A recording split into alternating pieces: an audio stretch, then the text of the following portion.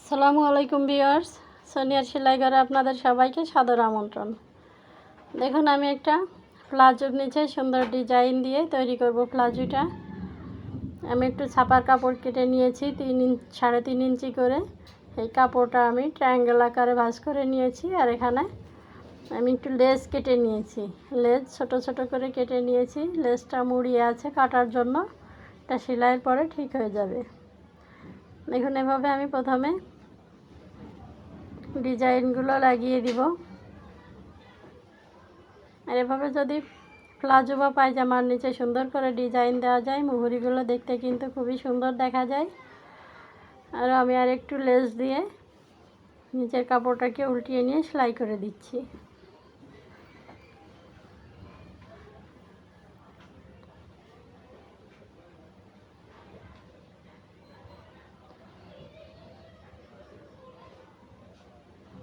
দেখুন, নিচের মুহুরির নিচে আমি লেসটা আর একটু লাগিয়ে দিব।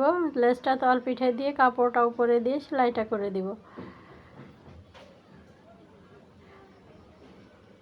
এভাবে উপর দিকটাতেও কাপড়টাকে আমি একটু ভাঁজ করে উল্টিয়ে নিয়ে ভিতরে লেস দিয়ে সেলাই করে দিব দেখার সৌন্দর্যের জন্য।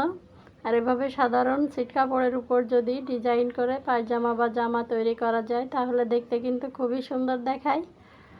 বন্ধুরা, দেখুন, আমার ডিজাইনটা লাগিয়ে নেওয়া কমপ্লিট হয়ে গিয়েছে। এখন আমি এখানে কিছুটা পুঁতি বসিয়ে দিব। পুঁতিগুলো বসানোর জন্য দেখতে খুবই সুন্দর লাগবে। বন্ধুরা, আমার ভিডিওটি ভালো লাগলে প্লিজ লাইক, শেয়ার, কমেন্ট করে দিবেন। সাবস্ক্রাইব করে আমার পাশে থাকবেন। সবাই ভালো থাকবেন। আজ এ পর্যন্ত, আল্লাহ হাফেজ।